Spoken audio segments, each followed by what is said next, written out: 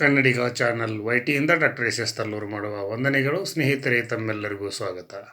ನಾನಿವತ್ತು ಅದ್ಭುತವಾದಂಥ ದೇವರ ಒಂದು ಸತ್ಯ ಘಟನೆಯನ್ನು ಆಧರಿಸಿದ ಸಂಚಿಕೆಯನ್ನು ಹಾಗೂ ಈ ಸಂಚಿಕೆಯಲ್ಲಿ ಬರ್ತಿರ್ತಕ್ಕಂಥ ಘಟನೆಯನ್ನು ನಿಜಕ್ಕೂ ಕೂಡ ನೋಡುಗರು ಹಾಗೂ ಕೇಳುಗರಿಗೆ ಆಶ್ಚರ್ಯವಾಗುವಂಥ ಒಂದು ದೇವರ ಒಂದು ಆಶೀರ್ವಾದ ಅಂತಲೇ ಈ ಸಂದರ್ಭದಲ್ಲಿ ನಾನು ಹೇಳಲಿಕ್ಕೆ ಇಷ್ಟಪಡ್ತೀನಿ.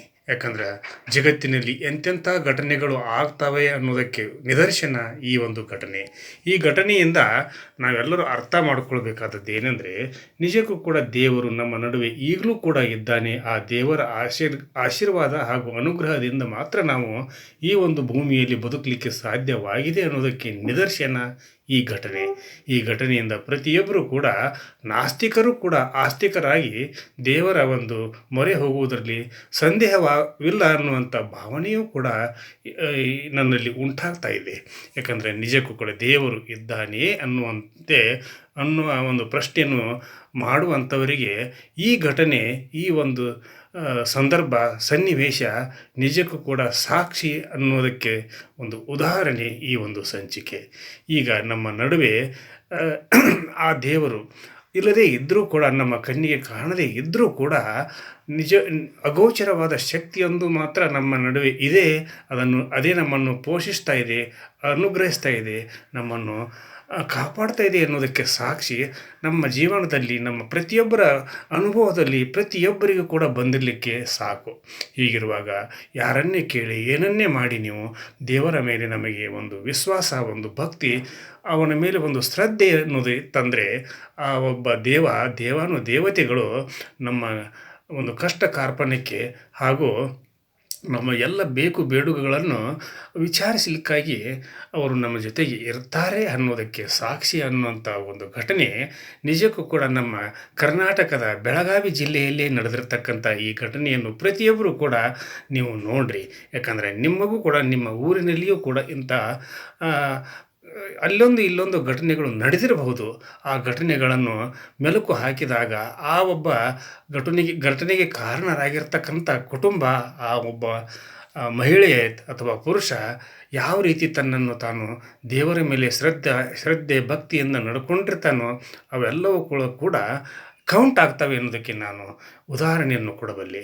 ಯಾಕಂದರೆ ನಮ್ಮ ನಡುವೆ ದಿನನಿತ್ಯ ದೇವರ ಒಂದು ಅನುಗ್ರಹಗಳು ಹಾಗೂ ದೇವರ ಒಂದು ಪವಾಡಗಳು, ದೇವರ ಒಂದು ಅಚಾನಕ್ಕಾದಂಥ ಘಟನೆಗಳು ಘಟಿಸ್ತಾ ಇರೋದಕ್ಕೆ ಸಾಕ್ಷಿ ಈ ಘಟನೆ. ಯಾವತ್ತೂ ಕೂಡ ಮನುಷ್ಯ ಆಶಾವಾದಿಯಾಗಿರಬೇಕು.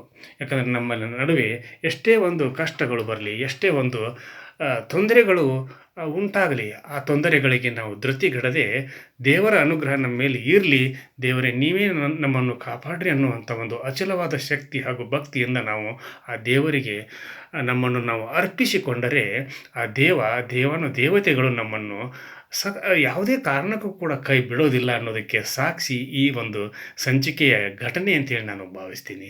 ಯಾಕಂದರೆ ಏನೋ ನಡೆದಿರ್ತಕ್ಕಂಥದ್ದನ್ನು, ಏನೋ ಒಂದು ಸುಳ್ಳು ಸುದ್ದಿಯನ್ನು ಹಬ್ಬಿಸುವಂಥ ಹಲವಾರು ಘಟನೆಗಳು ನಮ್ಮ ನಡುವೆ ಘಟಿಸ್ತಾ ಇದ್ದರೂ ಕೂಡ ಕನ್ನಡಿಗ ಚಾನಲ್ ವೈಟಿ ಅಂತ ಒಂದು ವಾಹಿನಿ ನಿಜಕ್ಕೂ ಕೂಡ ಸತ್ಯವಾದ ಘಟನೆಗಳನ್ನು ಆಧರಿಸಿದ ಸಂಚಿಕೆಗಳನ್ನು ಪೂರೈಸಲಿಕ್ಕೆ ಕಟಿಬದ್ಧವಾಗಿ ತಮ್ಮ ನಡುವೆ ನಿಂತಿದೆ ಅನ್ನೋದಕ್ಕೆ ಸಾಕ್ಷಿ ಇವತ್ತಿನ ಈ ಸಂಚಿಕೆ ಅಂತಲೇ ನಾನು ಭಾವಿಸ್ತೀನಿ.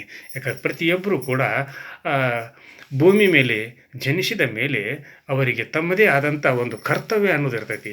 ಯಾಕಂದ್ರೆ ಕೆಲವೊಬ್ಬರು ತಂದೆ ತಾಯಿಗಳೇ ನಮಗೆ ದೇವರು ಅಂತ ಅಂದ್ಕೊಂಡಿರ್ತಾರೆ. ಕೆಲವೊಬ್ಬರು ಆ ದೇವರು ನಮ್ಮ ದೇವರು, ಈ ದೇವರು ನನ್ನ ದೇವರು ಅಂತ ಹೇಳ್ತಿರ್ತಾರೆ. ಎಲ್ಲ ದೇವರನ್ನು ಕೂಡ ನೀವು ನಂಬ್ರಿ, ಆದರೆ ವಾಸ್ತವವಾದಂಥ ಹಾಗೂ ನಿಜಕ್ಕೂ ಕೂಡ ನಮ್ಮ ನಡುವೆ ನಮ್ಮನ್ನು ಈ ಭೂಮಿಗೆ ತಂದಿರತಕ್ಕಂಥ ದೇವರನ್ನು ಮಾತ್ರ ಯಾವತ್ತೂ ಕೂಡ ಮರಿಬೇಡ್ರಿ ಅನ್ನುವಂಥ ಒಂದು ಸಂದೇಶವನ್ನು ಕೂಡ ಈ ಸಂದರ್ಭದಲ್ಲಿ ನಾನು ಕನ್ನಡಿಗ ಚಾನಲ್ ವೈಟಿಯ ಮುಖಾಂತರ ತಮ್ಮೆಲ್ಲರಿಗೂ ಕೂಡ ಮನವರಿಕೆ ಮಾಡಿಕೊಡಲಿಕ್ಕೆ ನಾನು ಬಯಸ್ತೀನಿ.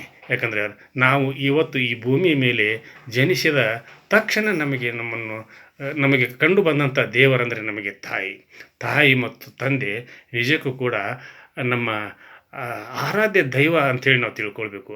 ಯಾಕಂದರೆ ದೇವರನ್ನು ಯಾರೂ ಕೂಡ ಕಣ್ಣಾರೆ ಇನ್ನೂ ಕೂಡ ನೋಡಿಲ್ಲ.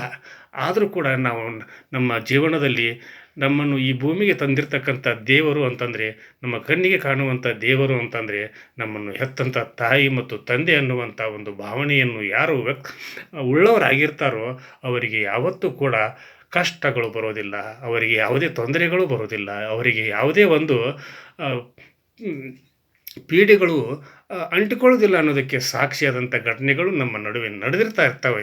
ಅದನ್ನು ನಾವು ಶುದ್ಧ ಮನಸ್ಸಿಂದ ನೋಡಿದರೆ ಸಾಕು. ಯಾಕಂದ್ರೆ ಕರ್ನಾಟಕದ ಬೆಳಗಾವಿ ಜಿಲ್ಲೆಯ ನಿಪ್ಪಾಣಿ ತಾಲೂಕಿನ ಅಕ್ಕೋಳ ಅನ್ನುವಂಥ ಒಂದು ಗ್ರಾಮ, ಆ ಅಕ್ಕೋಳ ಅನ್ನುವಂಥ ಒಂದು ಗ್ರಾಮದಲ್ಲಿ ಜನಿಸಿದಂಥ ಒಬ್ಬ ಕುರಿಗಾಯಿ ಕುಟುಂಬದಲ್ಲಿ ಹುಟ್ಟಿರ್ತಕ್ಕಂಥ ಮಾಯಪ್ಪ ಹಾಗೂ ತುಳಸವರ ದಂಪತಿಗಳ ಒಬ್ಬ ಮಗ. ಆ ಮಗ ಹುಟ್ಟಿದಾಗಿನಿಂದ ಏನೋ ಒಂದು ಒಂದು ಆಧ್ಯಾತ್ಮಿಕ ಚಿಂತನೆಯಲ್ಲಿ ತೊಡಗಿದಂತೆ ಕಾಣ್ತಾ ಇತ್ತು.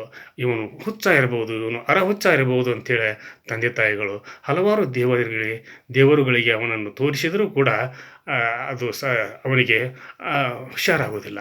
ಆದರೂ ಕೂಡ ಆ ಊರಿನಲ್ಲಿ ಇರತಕ್ಕಂಥ ಒಬ್ಬ ಶೇಡ್ಜಿಯ ಮನೆಯಲ್ಲಿ ಇವನನ್ನು ಕೂಲಿಗಾಗಿ ಅವರ ಮನೆಯಲ್ಲಿ ಕೂಲಿಗಾಗಿ ಇರ್ತಾರೆ. ಅಲ್ಲಿ 2 ವರ್ಷಗಳ ಕಾಲ ಕೂಲಿಯನ್ನು ಮಾಡಿದಂಥ ಈ ವ್ಯಕ್ತಿಯನ್ನು ಅಂದರೆ ಬಾಲಕನನ್ನು ಮತ್ತೆ ಮನೆಗೆ ಕರೆದುಕೊಂಡು ಬಂದು ಇವನಿಗೆ ಮದುವೆ ಮಾಡಿದರಾಯಿತು ಅನ್ನುವಂಥ ಒಂದು ಮಾತನ್ನು ಪ್ರಸ್ತಾಪವನ್ನು ಮನೆಯಲ್ಲಿ ಚರ್ಚೆ ಮಾಡಿ ಇವನ ಅಕ್ಕನ ಮಗಳನ್ನೇ ಮದುವೆ ಮಾಡ್ತಾರೆ.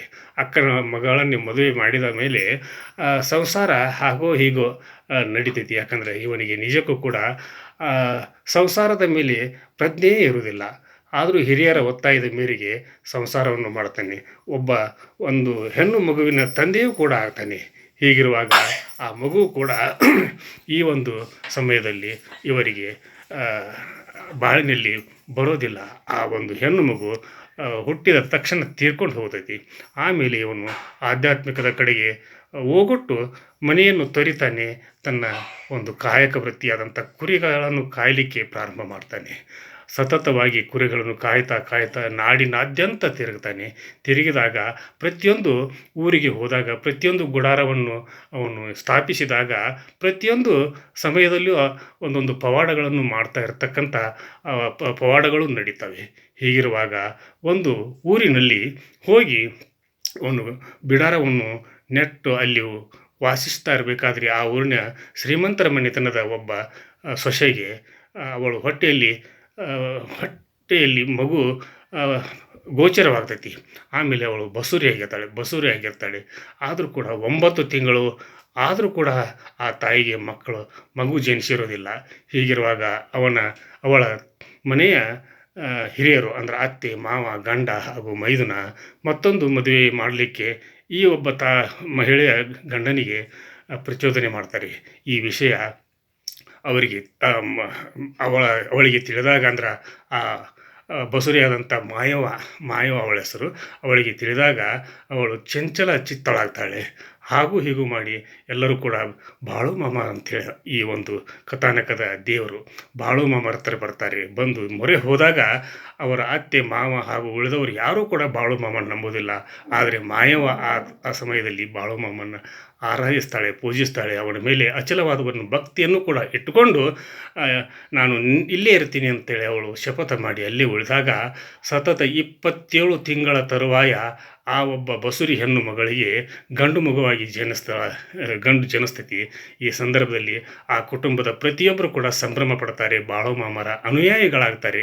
ಹೀಗೆ ಹಲವಾರು ಪವಾಡಗಳನ್ನು ಸೃಷ್ಟಿಸಿರ್ತಕ್ಕಂಥ ಹಲವಾರು ಪವಾಡಗಳು ನಮ್ಮ ನಡುವೆ ನಡೆದಿರ್ತಕ್ಕಂಥ ಬಾಳು ಮಾಮರ ಪವಾಡ ನಿಜಕ್ಕೂ ಕೂಡ ಪವಾಡ. ಆ ಬಾಳು ಮಾಮ ಆ ಮಗುವಿಗೆ ಬಾಳು ಅಂತೇಳಿ ಹೆಸರಿಡ್ತಾರೆ. ಆ ಬಾಳು ಮುಂದೆ ನನ್ನ ಕುರಿಗಳನ್ನು ಜೋಪಾನ ಮಾಡ್ತಾನೆ ಅಂತ ಹೇಳ್ತಾರೆ.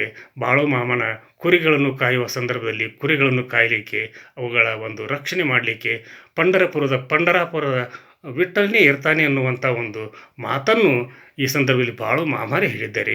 ಹೀಗಾಗಿ ಪ್ರತಿಯೊಬ್ಬರೂ ಕೂಡ ಈ ಬಾಳು ಮಾಮನ ಒಂದು ಭಕ್ತಿ ಪೂರ್ವಕವಾದಂಥ ಸಂಚಿಕೆಯನ್ನು ನೋಡಿರಿ. ನಿಮ್ಮೆಲ್ಲ ಸ್ನೇಹಿತರಿಗೆ, ಬಂಧುಗಳಿಗೆ, ಬಾಂಧವರಿಗೆ ತಲುಪಿಸಿರಿ.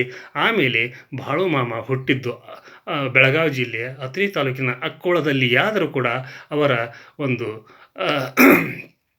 ಲಿಂಗೈಕ್ಯರಾದದ್ದು ಮಹಾರಾಷ್ಟ್ರದ ಒಂದು ಬೇರೆ ಕಡೆ ಅಂದರೆ ಆದಮಾಪುರ ಅನ್ನುವಂಥ ಒಂದು ಊರಿನಲ್ಲಿ ಇಂಥ ಒಬ್ಬ ಬಾಳುಮಾಮ ನಿಜಕ್ಕೂ ಕೂಡ ದೇವರ ಅವತಾರ, ಪರಮಾತ್ಮನ ಅವತಾರ ಅಂತೇಳಿ ಎಲ್ಲರೂ ಕೂಡ ತಿಳ್ಕೊಳ್ತಾ ಇದ್ದಾರೆ. ಹೀಗಾಗಿ 1966ರಲ್ಲಿ ಬಾಳುಮಾಮ ನಮ್ಮನ್ನು ಅಗಲಿ ಹೋದರೂ ಕೂಡ ಅವರ ಪವಾಡಗಳು ಈಗಲೂ ಕೂಡ ನಡೀತಾ ಇವೆ ಅನ್ನೋದಕ್ಕೆ ಸಾಕ್ಷಿಯಾದಂಥ ಸಾಕಷ್ಟು ಘಟನೆಗಳನ್ನು ನಾನು ಮುಂದಿನ ಸಂಚಿಕೆಯಲ್ಲಿ ತರ್ತಾ ಇದ್ದೇನೆ. ಕನ್ನಡಿಗ ಚಾನಲ್ YT ಇದು ನಿಮ್ಮೆಲ್ಲರ ಚಾನಲ್ಲು. ಕನ್ನಡಿಗ ಚಾನಲ್ YTಗೆ ಸಬ್ಸ್ಕ್ರೈಬ್ ಆಗದೆ ಇರತಕ್ಕಂಥ ಪ್ರತಿಯೊಬ್ಬರು ಕೂಡ ಸಬ್ಸ್ಕ್ರೈಬ್ ಮಾಡಿರಿ, ಶೇರ್ ಮಾಡಿರಿ, ಲೈಕ್ ಮಾಡಿರಿ, ಕಮೆಂಟನ್ನು ನನ್ನ ಜೊತೆಗೆ ಬಾಳು ಮಾಮ ಅಂತೇಳಿ ಹಂಚ್ಕೊಳ್ರಿ ಅಂತ ಹೇಳ್ತಾ ಇವತ್ತಿನ ಸಂಚಿಕೆಯನ್ನು ಇಲ್ಲಿಗೆ ಮುಗಿಸಿ ನಾಳಿನ ಸಂಚಿಕೆಯೊಂದಿಗೆ ತಮ್ಮ ಜೊತೆಗೆ ಹಾಜರಾಗ್ತೀನಿ. ಅಲ್ಲಿವರೆಗೂ ನನ್ನ ನಮಸ್ಕಾರ.